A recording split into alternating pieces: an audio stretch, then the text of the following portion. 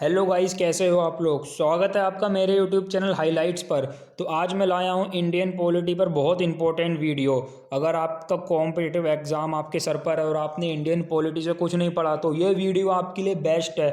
इसमें मैं सारी चीज़ें कवर कराऊंगा इंपॉर्टेंट जो आपके कॉम्पिटिटिव एग्जाम से रिलेटेड है। तो आइए गाइस शुरू करते हैं। बिल्कुल भी घबराएं नहीं, जो मैं बताऊँ बस उसको अच्छे से समझें। शुरू करते हैं।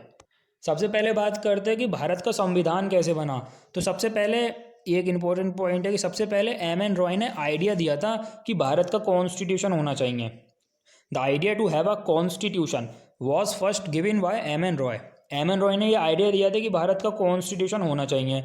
उसके बाद कॉन्स्टिट्यूशन बनाने के लिए संविधान सभा यानी कि कॉन्स्टिट्यूएंट असेंबली का आयोजन किया।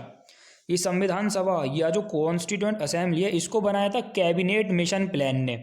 कैबिनेट मिशन प्लान ने इस संविधान सभा कॉन्स्टिट्यूएंट असेंबली को बनाया था। कब बनाया था? 16 मई 1946 को इसको बनाया था। और इनिशियली डॉक्टर सचिदानंद सिन्हा को, जो कि टेम्परेरी प्रेसिडेंट बना दिया गया था कॉन्स्टिट्यूएंट असेंबली का। क्योंकि ये युवा थे तो इनको टेम्परेरी प्रेसिडेंट बना दिया गया था। ठीक है, आप ऐसे याद रख सकते हैं। जो इनिशियली प्रेसिडेंट बनाया गया टेम्परेरी वो थे doctor Sachchidananda Sinha constituent assembly के।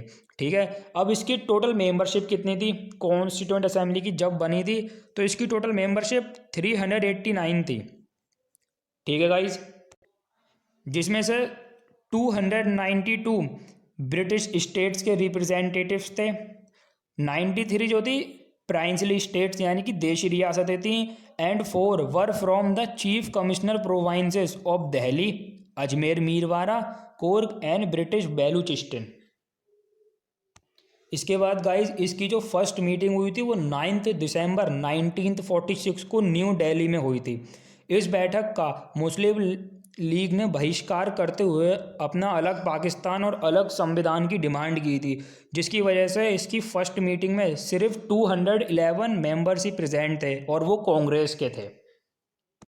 वही मैंने यहाँ पर लिखा है, फर्स्ट मीटिंग 9 दिसंबर 1946 को हुई थी और इसमें 211 थे जो कि कांग्रेस के थे।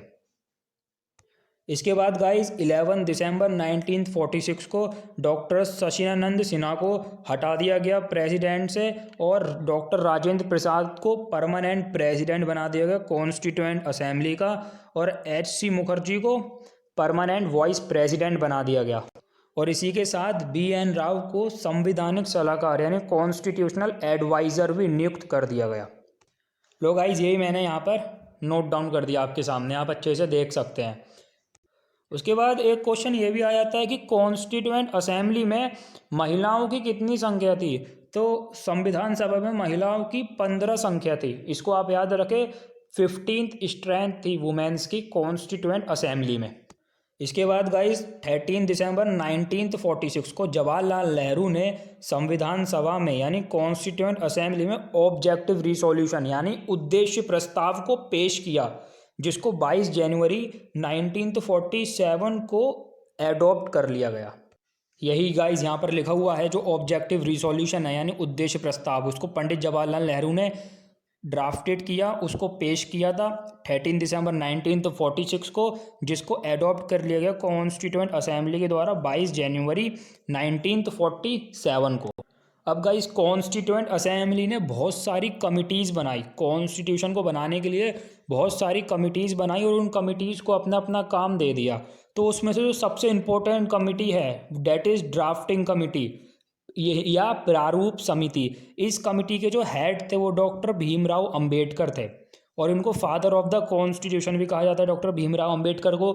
ठीक है, तो आप जानते हैं। लेकिन जो ड्राफ्टिंग कमेटी है, जो प्रारूप समिति जो कॉन्स्टिट्यूएंट असेंबली ने बनाई थी, ये इसके जो हेड बने वो डॉक्टर भीमराव अंबेडकर बने थे। कॉन्स्टिट्यूएंट असेंबली ने बहुत सारी कमिटीज़ बनाई, जिसमें से drafting committee most important committees है।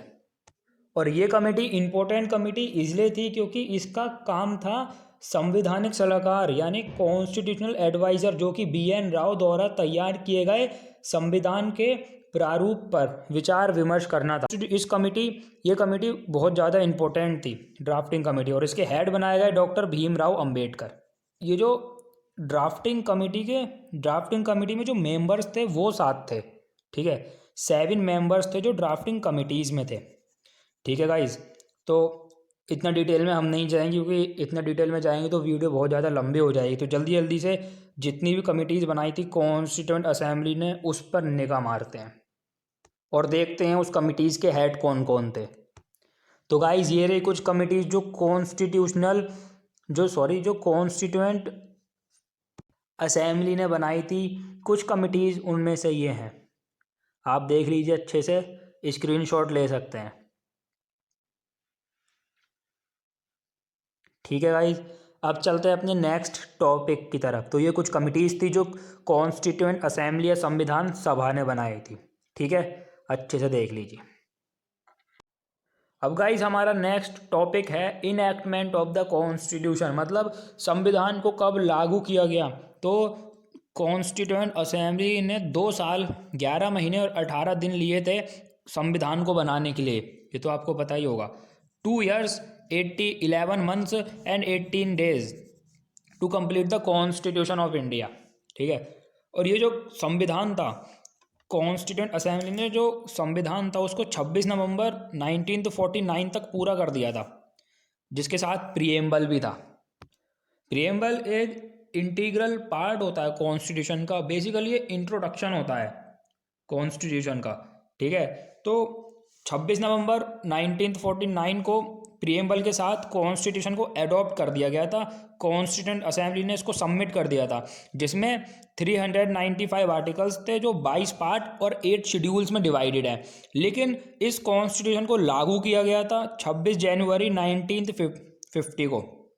ठीक है गाइज, 26 जनवरी 1950 को इस कॉन्स्टिट्यूशन को लागू किया गया, जिसको हम रिपब्लिक डे के नाम से भी जानते हैं। ठीक है, उस समय जब कॉन्स्टिट्यूशन बना था तब 395 आर्टिकल्स थे जो कि 22 पार्ट्स और 8 शेड्यूल्स में डिवाइडेड थे। लेकिन अब 448 आर्टिकल्स हैं जो कि 25 पार्ट्स और 12 शेड्यूल्स में डिवाइडेड है।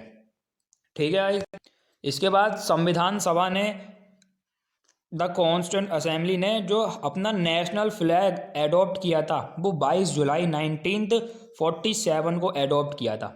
ठीक है, 22 जुलाई 1947 को अपना नेशनल फ्लैग एडॉप्ट किया था कॉन्स्टिट्यूएंट असेंबली ने, जिसको पिंगाली वेंकैया ने डिज़ाइन किया था।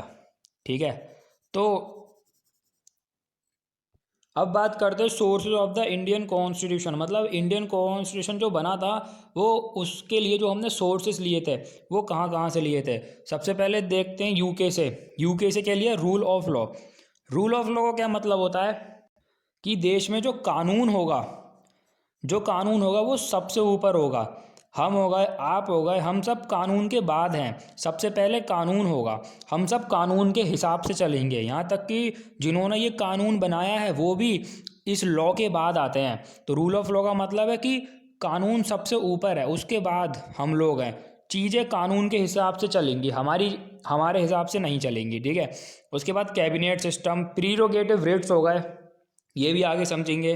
पार्लियामेंट्री गवर्नमेंट हो गई, बाई कैमरल पार्लियामेंट जिसमें 2 हाउसेस होते हैं।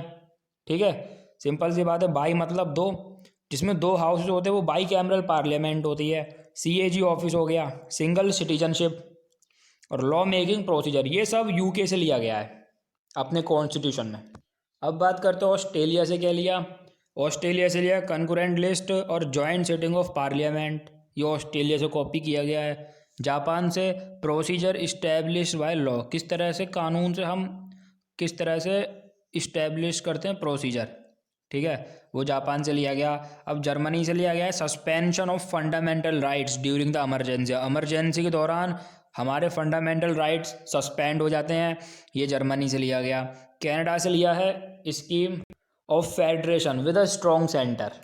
इसमें सबसे पहले आपको फेडरेशन का मतलब बता दूं। फेडरेशन का मतलब होता है sharing of powers, central government का स्टेट गवर्नमेंट और लोकल गवर्नमेंट में पावर शेयर होना, उसका वो होता है फेडरेशन। ठीक है, यानी शेयरिंग ऑफ पावर या division of power to centre, state and local governments, इनमें जो पावर्स का डिवीज़न होता है वो फेडरेशन होता है। अब जो हमारा इंडिया है वो एक ट्रू फेडरल कंट्री नहीं है। ठीक है, हमारा जो कंट्री है भारत, वो ट्रू फेडरल कंट्री नहीं है। इसमें जो सेंटर है उसको थोड़ी सी ज़्यादा पावर दी गई है। स्टेट गवर्नमेंट के मुकाबले हमारे इंडिया कंट्री में सेंटर को थोड़ी सी ज़्यादा पावर दी गई है, ठीक है। इसीलिए with a strong centre, scheme of federation with a strong centre. अब ये पावर कैसे ज़्यादा दी गई है ये सब आगे पढ़ेंगे, ठीक है। अगला लिया distribution of powers between the centre and the state and placing residue power with the centre. इसका भी वही मतलब है, डिस्ट्रीब्यूशन ऑफ पावर्स सेंटर और स्टेट गवर्नमेंट में। अब ये रेसिड्यूरी पावर्स क्या है, इसको हिंदी में कहते हैं अवशिष्ट शक्ति, ठीक है। जो मुद्दे संविधान बनने के बाद आते हैं, ठीक है, संविधान बनने के बाद जो मुद्दे आए उन मुद्दों को हम रेसिड्यूरी पावर्स या विशेष शक्ति में रखते हैं, और इस पर सिर्फ सेंट्रल गवर्नमेंट ही नियम बना सकती है, और इस पर सिर्फ सेंट्रल गवर्नमेंट काम कर सकती है, ठीक है गाइज। ये इसका मतलब है। आइए अब चलते हैं आयरलैंड से क्या लिया। Concept of directive principles of state policy और method of election of president, ये सब आयरलैंड से लिया। किस तरह से प्रेसिडेंट का इलेक्शन का मेथड है और directive principles of state policy, ठीक है, सब पढ़ेंगे आगे, घबराए नहीं। साउथ अफ्रीका से क्या लिया, procedure for amendment of the constitution. Amendment यानी संशोधन, संविधान में संशोधन करने का जो प्रोसीजर है वो साउथ अफ्रीका से लिया। और election of members of Rajya Sabha, Rajya Sabha के मेंबर्स का इलेक्शन, उनका चुनाव कैसे होना है वो साउथ अफ्रीका से लिया। उसके बाद फ्रांस से क्या लिया, Republic and the ideals of liberty equality and fraternity in the preamble. संविधान में लाइबर्टी इक्वलिटी एंड फ्रेटर्निटी ये सारा जो है, रिपब्लिक एंड द आइडियल्स, ये सब संविधान में, ठीक है। फ्रांस से क्या लिया, Republic and the ideals of liberty equality and fraternity. Liberty equality and fraternity के जो आइडियल्स हैं वो सब जो कि प्रीएम्बल में हैं वो सब फ्रांस से लिए गए, ठीक है गाइस। सिंपल था। हमारे कॉन्स्टिट्यूशन में गाइस इस समय 448 आर्टिकल्स हैं, ठीक है, जो कि डिवाइडेड है 25 पार्ट्स में और 12 शेड्यूल्स में। कितने, अगर क्वेश्चन आता है कितने पार्ट्स हैं हमारे कॉन्स्टिट्यूशन में, प्रेजेंटली 25 पार्ट्स हैं और 12 शेड्यूल्स हैं, और टोटल आर्टिकल 448 है, ठीक है गाइज। तो हम आर्टिकल्स को डिस्कस करते हैं पार्ट वाइज। एक बार आपको मैं शेड्यूल दिखा देता हूँ पूरा। गाइज ये रहा पूरा शेड्यूल संविधान का, आप एक बार इस पर देख लीजिए। फर्स्ट शेड्यूल जो names of state and union territories है, आप अच्छे से देख लीजिए, इसका स्क्रीनशॉट ले लीजिए, ठीक है गाइज। ये पूरा 12 शेड्यूल्स है कॉन्स्टिट्यूशन में, अच्छे से देख लीजिए, आप स्क्रीनशॉट ले लीजिए, ठीक, यहाँ तक। तो ये शेड्यूल्स मैंने आपको दिखा दिए। अब हम पार्ट वाइज आर्टिकल्स को डिस्कस करते हैं। जो आर्टिकल्स जो पार्ट्स में डिवाइडेड हैं, ठीक है, उनको डिस्कस करते हैं। आर्टिकल जो शेड्यूल्स में डिवाइडेड हैं, 12 शेड्यूल्स में जो आर्टिकल डिवाइडेड है वो मैंने आपको एक साथ दिखा दिया, ठीक है। अब हम पार्ट वाइज डिस्कस करते हैं जो आर्टिकल्स डिवाइडेड है कॉन्स्टिट्यूशन में, ठीक है। आइए तो गाइस बात करते हैं अपने इंपॉर्टेंट आर्टिकल्स के बारे में, ठीक है। तो हम ये वन शॉट वीडियो है तो हम इंपॉर्टेंट चीज़ें ही डिस्कस करेंगे बस। तो जैसा कि मैंने शेड्यूल्स आपको बता दिया था, अब ये पार्ट फर्स्ट है। पार्ट फर्स्ट में आर्टिकल फर्स्ट से लेकर आर्टिकल 4 तक पार्ट फर्स्ट में आता है, ठीक है। इसमें यूनियन एंड इट्स टेरिटरीज के बारे में बताया है। सबसे पहले आर्टिकल फर्स्ट से लेकर आर्टिकल 4 में यूनियन एंड इट्स टेरिटरीज, जो भारत की यूनियन और उसकी टेरिटरीज है उसके बारे में बताया है, ठीक है। तो आर्टिकल फर्स्ट के तहत, आर्टिकल फर्स्ट के कहता है इंडिया डेट इज भारत तथा उसके राज्य क्षेत्र का उल्लेख किया गया है। The constitution says India that is Bharat shall be union of states, ठीक है। तो आर्टिकल फर्स्ट में बताया गया है इंडिया डेट इज भारत तथा उसके राज्य क्षेत्र का उल्लेख किया गया है, ठीक है। दूसरे आर्टिकल में जो पार्लियामेंट है उसको अधिकार दिया गया, उसको पावर दी गई है कि वो नए राज्यों का निर्माण कर सके, ये पावर पार्लियामेंट को दिया गया है। और आर्टिकल नंबर 3 में जो नए राज्यों का निर्माण और वर्तमान राज्यों के क्षेत्रफल, सीमा और जो नाम में परिवर्तन की शक्ति, ये भी पार्लियामेंट को दे दी गई है, ठीक है। तो ये अपना पार्ट फर्स्ट था। पार्ट सेकंड पर आते हैं, स्क्रीनशॉट ले लेना। पार्ट सेकंड है सिटीजनशिप, मतलब नागरिकता। ठीक है, इसमें आर्टिकल 5 से लेकर आर्टिकल 11 तक इसमें आते हैं। 1995 सिटीजनशिप एक्ट के तहत जो पर्सन है या कोई भी व्यक्ति है वो भारत की सिटीजनशिप ले सकता है इन 5 तरीकों से। पहला बाय बर्थ, दूसरा बाय डिसेंट, तीसरा बाय रजिस्ट्रेशन, बाय नेचुरलाइजेशन और बाय इनकॉर्पोरेशन। इन 5 तरीकों से, ठीक है, जो व्यक्ति है वो भारत की सिटीजनशिप ले सकता है।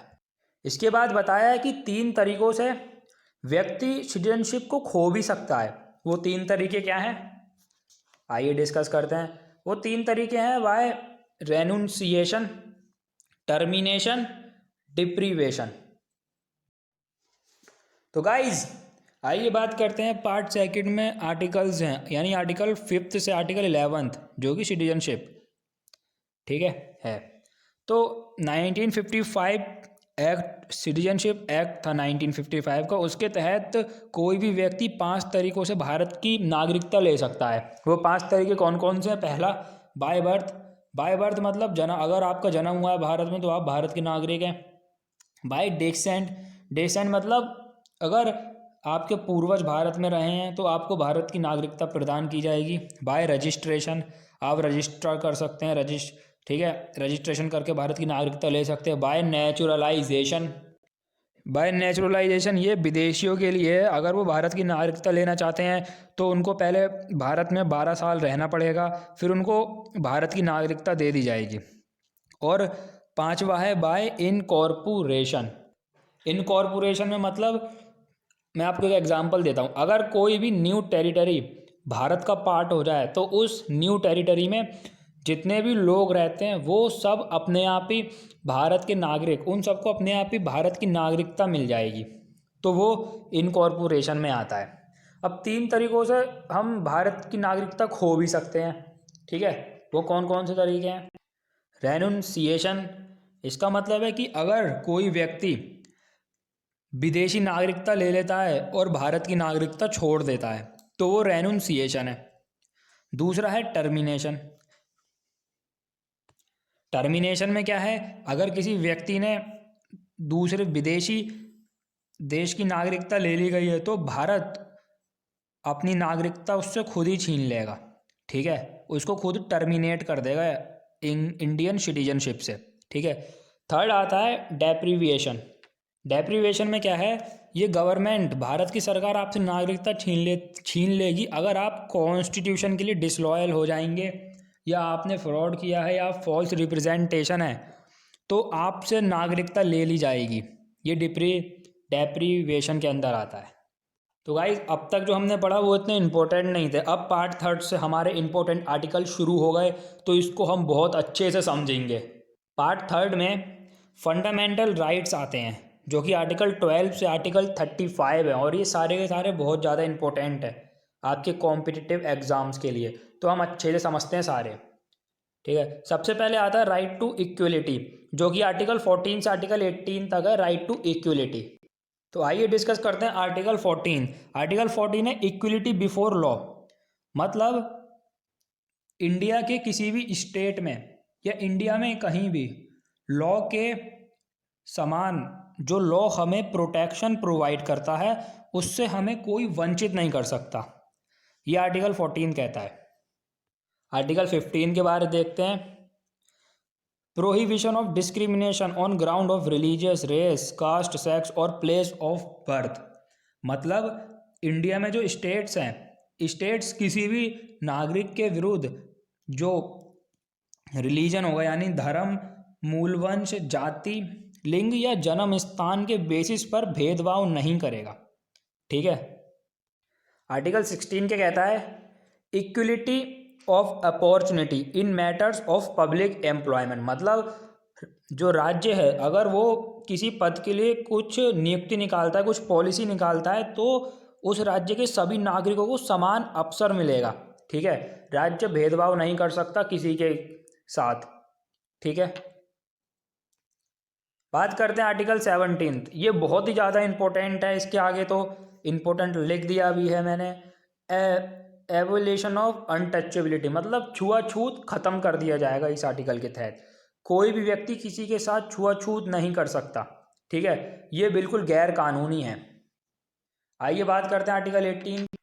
आर्टिकल 18 में उपाधियों का अंत किया गया है। एबोलिशन ऑफ टाइटल्स मतलब उपाधियों का अंत, मतलब जो राज्य है वो उपाधि प्रदान करेगा सिर्फ जो जो उपाधि विद्या से रिलेटेड होगी, यानी एजुकेशन से रिलेटेड होगी, उनमें उपाधि प्रदान करेगा, या तो जो सेना से रिलेटेड होगी, ठीक है। इसके अलग राज्य कोई और उपाधि प्रदान नहीं कर सकता नागरिक को। उपाधि राज्य वही प्रदान करेगा जो सेना से अथवा विद्या से रिलेटेड होगी, ठीक है, वही उपाधि राज्य प्रदान करेगा। इस आर्टिकल में उपाधियों का अंत किया गया है। अब बात करते हैं आर्टिकल 19 से आर्टिकल 22, जो कि राइट टू फ्रीडम के तहत आते हैं, ठीक है। इन आर्टिकल्स पर चर्चा करते हैं। आर्टिकल 19 क्या कहता है guys? Protection of certain rights regarding speech and expression, assembly, association, movement, residence and profession. मतलब कि हम स्पीच एंड एक्सप्रेशन, हम अपने वाक्य को व्यक्त कर सकते हैं, हमें छूट दी गई है कि हम कुछ भी बोल सकते हैं, अपने भाव को व्यक्त कर सकते हैं, ठीक है। हम शांतिपूर्ण कहीं भी एकत्रित हो सकते हैं, ठीक है। हम हम भारत के किसी भी राज्य के किसी भी भाग में बिना बाधा के घूम सकते हैं, और भारत के किसी भी राज्य में किसी की परमिशन के बिना कहीं भी जा सकते हैं, और कहीं भी जा सकते हैं और कहीं भी निवास कर सकते हैं, ठीक है। और रेसिडेंस एंड प्रोफेशन, और हम कहीं भी व्यापार कर सकते हैं, हमें व्यापार करने की भी स्वतंत्रता दी गई है, ठीक है। तो आर्टिकल 19 में काफ़ी कुछ है, आप एक बार इसका स्क्रीनशॉट ले लें, अच्छे से देख लें, ठीक। अब बात करते हैं आर्टिकल 20 की। ये है प्रोटेक्शन इन रिस्पेक्ट ऑफ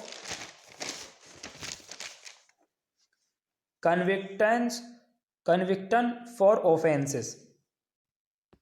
इस आर्टिकल में जो अपराधी होते हैं उनके लिए संरक्षण के बारे में बताया गया, उनके प्रोटेक्शन के बारे में बताया गया है, ठीक है। तो उनको 3 तरह से प्रोटेक्शन दी गई है, ठीक है। अगर किसी व्यक्ति को, इस आर्टिकल में बताया गया है, पहली चीज़ बताई गई है कि किसी व्यक्ति को हम दोषी तभी मानेंगे जब वो कानून को तोड़ेगा, उस समय लागू किए गए कानून का अतिक्रमण करेगा या उसको डिसलॉय करेगा, ठीक है। दूसरी कंडीशन बताई गई है कि किसी व्यक्ति को एक ही अपराध के लिए एक से ज़्यादा बार दंड नहीं किया जाएगा। और थर्ड और लास्ट कंडीशन आर्टिकल 20 में बताया गया है कि किसी व्यक्ति को स्वयं के विरुद्ध गवाही देने के लिए फोर्स नहीं किया जाएगा। ये एक दंडनीय अपराध है अगर आप किसी व्यक्ति को स्वयं के विरुद्ध गवाही देने के लिए फोर्स करते हो या टॉर्चर करते हो, ठीक है। आर्टिकल 21, यह भी बहुत ज़्यादा इंपॉर्टेंट है। Protection of life and personal liability, स्वयं की सुरक्षा और पर्सनल लाइबिलिटी से किसी भी व्यक्ति को वंचित नहीं किया जाएगा, ठीक है। हमें अपनी सुरक्षा स्वयं करने का अधिकार है। आर्टिकल 22 में बताया है protection against arrest and detention in certain cases. इसका मतलब कि जो गिरफ्तार व्यक्ति होते हैं उनको कुछ राइट्स प्रोवाइड हैं, ठीक है। ये आर्टिकल बताता है कि अगर कोई व्यक्ति गिरफ्तार हुआ है तो उसके संरक्षण के विषय में भी ये आर्टिकल्स बताते हैं। क्या? पहली चीज़ कि अगर आपने किसी व्यक्ति को गिरफ्तार किया है तो उसको आप वंचित नहीं करोगे कि आपने किस कारण से उसको गिरफ्तार किया है, ठीक है। और दूसरी चीज़, उसे 24 घंटे के अंदर निकटतम जो सबसे पास मैजिस्ट्रेट होगा उसके पास ले जाया जाएगा, ठीक है। ये आर्टिकल बताता है। अब बात करते हैं राइट टू एजुकेशन। इसमें आर्टिकल 21A आता है, ठीक है। ये article 21A right to education के अंदर आता है। ये आर्टिकल बताता है कि भारत के जो स्टेट्स हैं भारत के, वो फ्री और कंपलसरी एजुकेशन प्रोवाइड करेंगे बच्चों को जो 6 से 14 की उम्र के होंगे, ठीक है। उनको कंपलसरी है कि वो एजुकेशन प्राप्त करें। ये आर्टिकल्स ये बताता है, ठीक है। अब बात करते हैं राइट अगेंस्ट एक्सप्लॉइटेशन।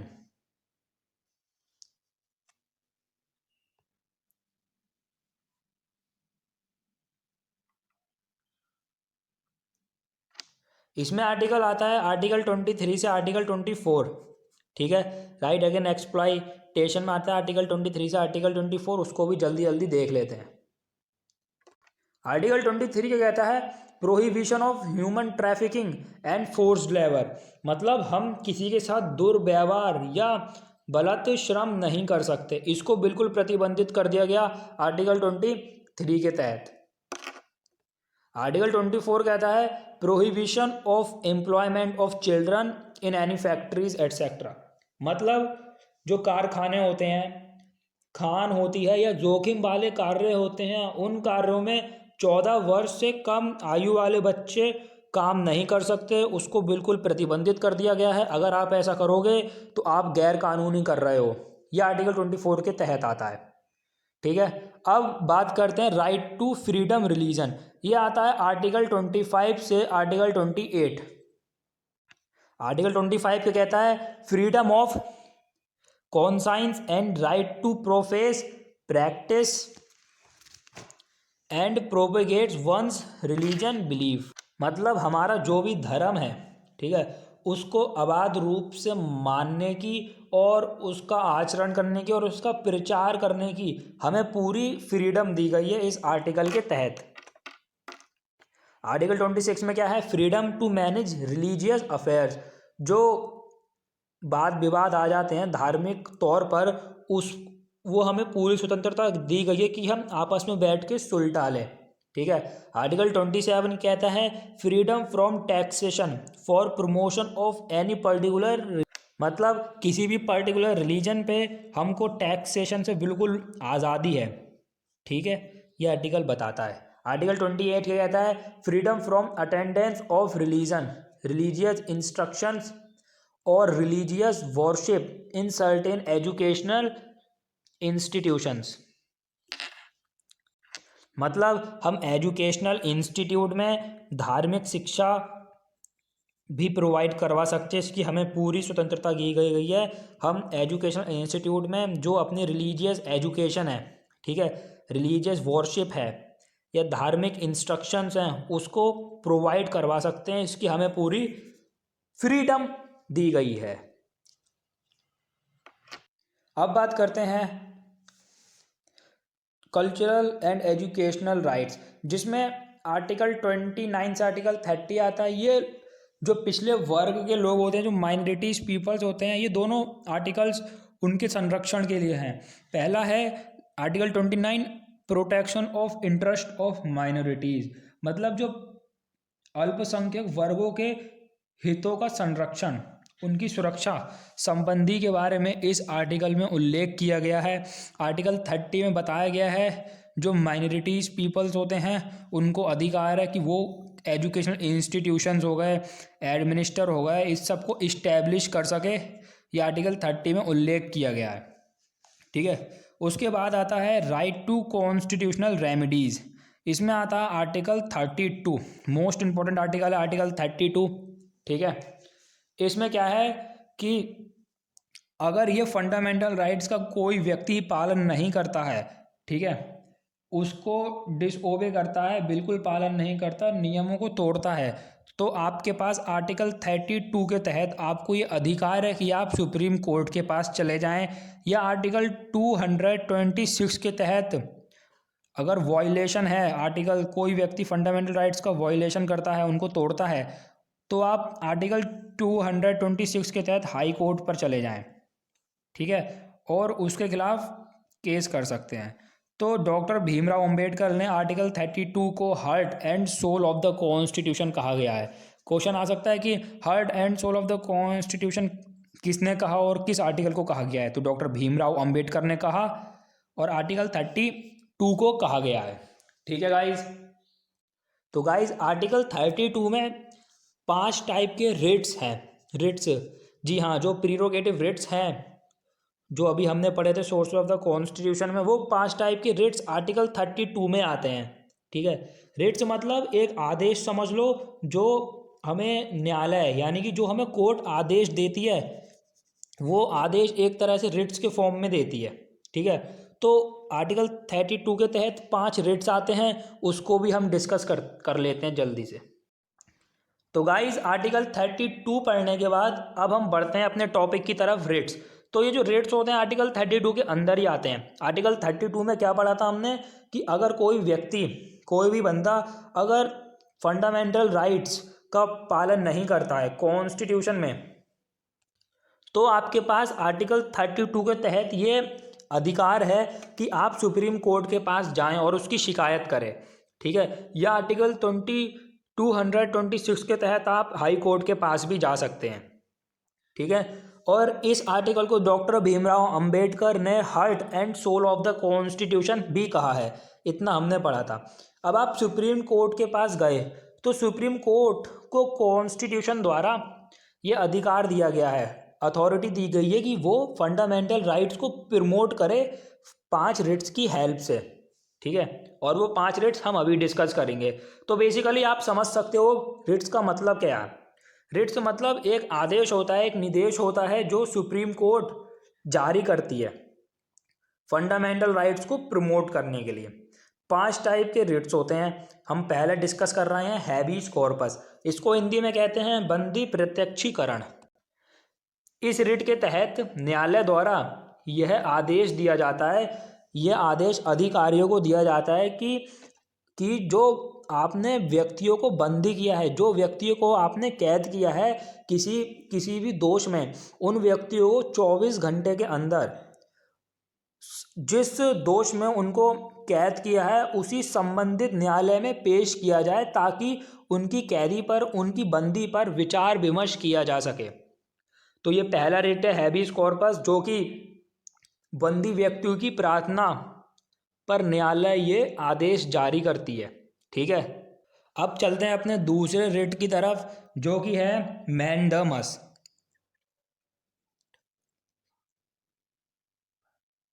इसको हिंदी में कहते हैं परमादेश। इस रिट के तहत क्या है कि जब कोई पदाधिकारी अपने कर्तव्यों का अच्छे से पालन नहीं करता, अपने कर्तव्यों को अच्छे से निर्वहन नहीं करता, तो सुप्रीम कोर्ट उसको आदेश जारी करती है कि वो अपने कर्तव्य को अच्छे से पालन करे। ये परमादेश जारी किया जाता है उस संबंधित पद अधिकारी के लिए कि आप अपने कार्य को अच्छे से पालन करें, अच्छे से निर्वहन करें, अन्यथा आपके खिलाफ स्ट्रिक्ट एक्शन लिया जाएगा। तो ये था हमारा दूसरा रिट। अब चलते हैं गाइस अपने तीसरे रिट्स की तरफ, जो कि है प्रोहिबिशन। प्रोहिबिशन या प्रतिषेध। इस रिट के तहत सुप्रीम कोर्ट और हाई कोर्ट अपने अधीन रहने वाले कोर्ट्स को, अपने अधीन रहने वाले न्यायालय को ये आदेश देती है कि आप अपने अधिकार क्षेत्र से बाहर काम ना करें। उनको उनके अधिकार क्षेत्र से बाहर काम करने को रोकने के लिए ये सुप्रीम कोर्ट और हाई कोर्ट आदेश रिट्स जारी करती है, और उस रिट को प्रोहिबिशन कहा जाता है। ठीक है गाइस। अब गाइस हमारा चौथा रिट है सर्टियोरेरी। सर्टियोरेरी या उत्प्रेषण। इसका क्या मतलब होता है? तो ये सुप्रीम कोर्ट और हाई कोर्ट ये रिट के रूप में ये आदेश जारी करती है उन न्यायालयों को जो उनसे अधीन है, उनसे नीचे हैं, उनको ये आदेश जारी करती है कि आप लंबित मुकदमों को, ठीक है, तेजी से निपटाने के लिए वरिष्ठ न्यायालयों में भेजें। जो मुकदमे पेंडिंग में चल रहे हैं उनको तेजी से निपटाने के लिए उनको जो नए न्यायालय बने हैं, जो न्यू कोर्ट्स बने हैं, उसमें भेजें। उसके लिए सर्टियोरेरी की फॉर्म में एक रिट जारी करती है। ठीक है, तो गाइज हमारा फिफ्थ एंड लास्ट रिट है क्वो वारंटो, मतलब अधिकार पृच्छा। इस रिट के तहत कोई भी व्यक्ति अगर ऐसा कार्य करता है जिसको अधिकारी नहीं है कि वो ये कार्य कर सकता है, ठीक है, अगर कोई व्यक्ति ने ऐसा कार्य कर दिया जिसके पास उसका कोई अधिकार नहीं है, उसके पास कोई वारंट नहीं है उस कार्य का, लेकिन फिर भी उसने वो कार्य किया, यानी वो गैर कानूनी हुआ, तो सुप्रीम कोर्ट क्वो वारंटो के तहत उससे ये सवाल पूछ सकती है कि आपने बिना वारंट के, ठीक है, बिना किसी अधिकार के ये कार्य कैसे किया, जबकि आपके पास इसका वारंटी नहीं है। तो ये रहे गाइस आपके 5 रेट्स। ठीक है, बहुत अच्छे से हमने इसको देख लिया है, समझ लिया है। तो गाइज ये था वीडियो का पार्ट फर्स्ट। इसमें हमने बहुत ही शॉर्ट में सारी इंपॉर्टेंट चीज़ें डिस्कस करी जो आपके एग्ज़ाम से बहुत ज़्यादा इंपॉर्टेंट है। ठीक है गाइज, अगर आपको वीडियो अच्छा लगे तो वीडियो को लाइक कर दीजिए और चैनल को यार सब्सक्राइब कर दीजिए अगर आप ऐसी वीडियोस और चाहते हैं। तो ठीक है गाइज, चलते हैं, बाय, ख्याल रखें अपनी सेहत का।